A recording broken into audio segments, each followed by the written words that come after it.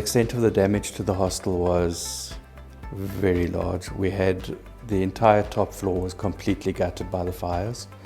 The fire originally started in the hostel parents' rooms, and it burned through the floor of the top floor and set the bottom floor hostel parents' rooms alight as well.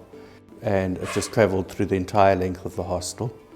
And there were burst pipes and all sorts of things that happened, and that obviously just exacerbated the damage that happened as it leaked through into the buildings below and completely destroyed everything. We were basically just left with a shell for the ground floor and the first floor, and then the top floor of the hostel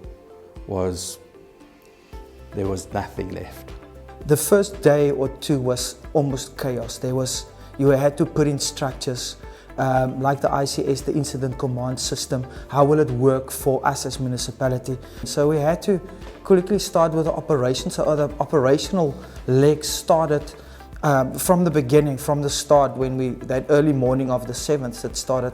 But then we had to unpack the process of who's going to be the job commander. Would be me, but it will also be the Eden District Municipality's head or manager of disaster. So we started with that, and we call it clusters. So we had a job commander and then cluster underneath that. So there would be a social cluster that will deal with the social development component, the social, all those related things that's with social. So then also a financial and economic one, then your technical side, and then also your operational sides that would run. And then we would put in a cluster like the safety and security would be the police, the military, the Air Force, all those guys that were being pulled in to assist us. That structure helped us right to the end. I mean, the last cluster that we closed was about 6 months after the fire. One of those things where you try and put in a box the emotions that you're dealing with and just find out how you're going to get through this and get through this as calmly and as well as what you can. And I think it was amazing to see how community just pulled together so rapidly. And it was heartening that we were able to help our staff in some level, but also we were able to use the personnel that we had to ensure that our buses were delivering food, helping people get out of places, get to new places, and just actually join into the community and help. But underneath everything that was going on was just shock and fear and concern over what is going to happen for the future, how we're going to get through this. I think in a lot of ways it helped to bring a community together and to help cement the identity of Knysna High School. I do refer to it as the baptism of fire, and it was a little one, but it was good for all of us in the end. It would have been better if it never happened, don't get me wrong, but I felt that we came out of it stronger, and we came out of it stronger because we were able to forge new connections, new bonds, and new community interactions, which were vital at that time. And we've seen since then, after pandemics and stuff like that, there's still those ties which bind us. Now when I look back on it, I just feel immense pride in the staff, in the learners, in the parents, and in the community of Knysna. The Provincial Disaster Management Center, like any other centers in the country, is mandated by the Disaster Management Act. So our main role is to coordinate all the disaster management activities and ensure that we report to the National Disaster Management Center, although currently we are based under the Department of Local Government within the province. Our role and responsibility is also to ensure that we keep on par with all the activities going on, all the reporting and all the plans in line with the National Disaster Management Center. In addition to that, our main role is also to ensure that all the district disaster management centers are able to function properly. As you can see within our center, we're already directly linked to all of them in terms of disasters that they are unable to cope with. I would say fortunately or unfortunately, There were early warnings before those fires. So the early warnings that came through during that week before the fires, it was for the storms that was going to hit the Garden Route and most part of the province. So the Provincial Disaster Management Center was already activated at that time. So all the stakeholders, all the line functions, the sector departments that were supposed to be managing all the emergencies were already in our center at that time.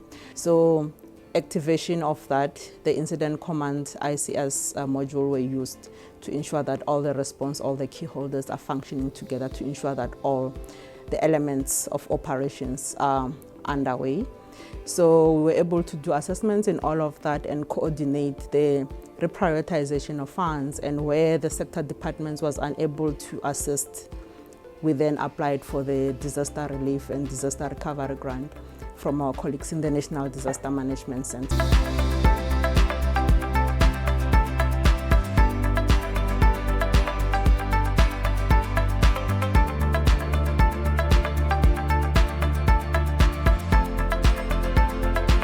First of all, WCED needed to engage with the school, so we visited the school and the hostel to ascertain the damages and the extent of the fire damage to the hostel.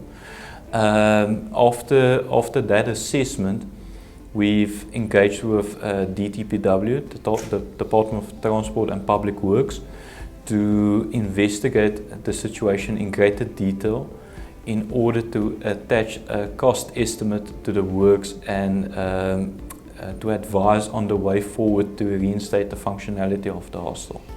DTPW then engaged with their stakeholders and their procurement processes to activate a contractor as part of a service provider to complete the work, in addition to the professional consultants and professional team that was required for the oversight of the project.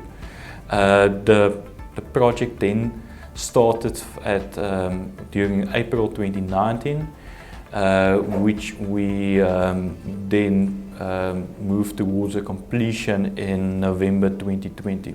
The way in which WCED ensures that the infrastructure rebuilt is risk resilient is that they've incorporated the current building regulations as well as design features.